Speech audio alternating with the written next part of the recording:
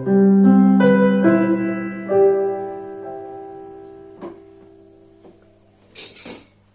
Assalamualaikum Sobat Sukain Hobi.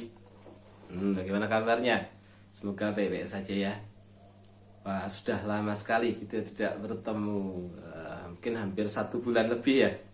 Maaf kalau channel ini agak vakum lama, karena ada beberapa kesibukan, amanah dari kebetulan saya dan istri, sehingga channel ini sempat agak vakum lama.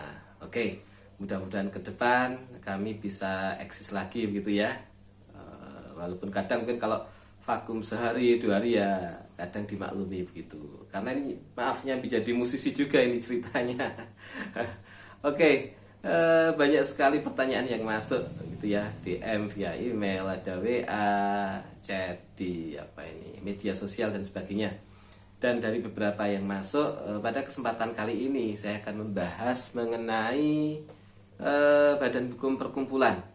Jadi ada pertanyaan yang sebetulnya sudah agak lama gitu, agak lama masuk dan baru saat ini mungkin akan bisa saya jawab. Jadi intinya begini, Pak, bolehkah kalau sebuah perkumpulan gitu ya, Badan Hukum Perkumpulan itu didirikan namun tidak dengan teman seprofesi atau didirikan oleh orang-orang yang hobinya ternyata berbeda-beda gitu. Bolehkah seperti itu? Intinya seperti itu. Oke, jadi saya jawab bahwa Badan Hukum Perkumpulan itu sebetulnya pada intinya kan adalah sebuah badan hukum yang bertujuan mempunyai maksud dan tujuan yang sama gitu ya, untuk mencapai maksud itu. Jadi memang tidak ada larangan ketika seseorang mungkin dengan hobi yang berbeda, dengan profesi yang berbeda, mendirikan sebuah perkumpulan, tidak ada larangan.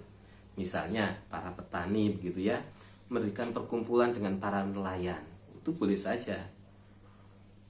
Atau misalnya para penghobi bola begitu ya, sepak bola, mendirikan perkumpulan dengan para penghobi pemain basket. It's okay, tidak ada masalah.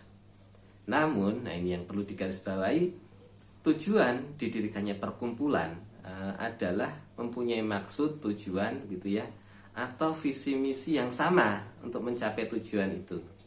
Jadi bisa Anda bayangkan ketika misalnya ya sekelompok petani berkolaborasi atau mendirikan sebuah perkumpulan dengan para nelayan, apa yang terjadi?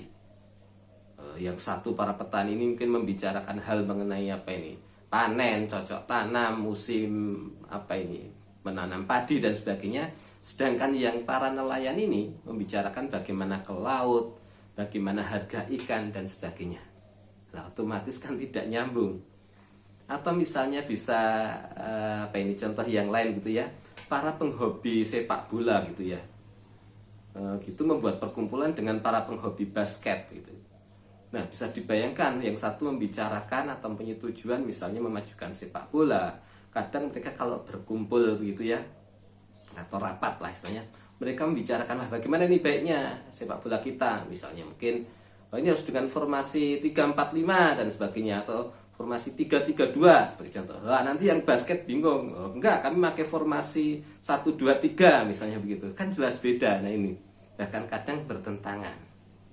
Makanya memang tidak ada larangan ketika orang-orang yang mempunyai profesi yang berbeda, mempunyai hobi yang berbeda juga, mereka mendirikan badan hukum perkumpulan.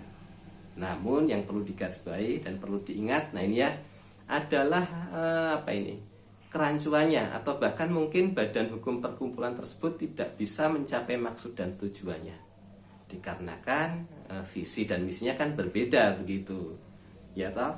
Jadi itulah kenapa di dalam perkumpulan memang idealnya harus didirikan oleh orang-orang dengan maksud dan tujuan yang sama tadi, teman-teman seprofesi, atau mungkin juga teman-teman yang punya hobi yang sama begitu ya. Jadi itu akan lebih enak gitu. Oke? Semoga yang singkat ini bisa menjawab ya.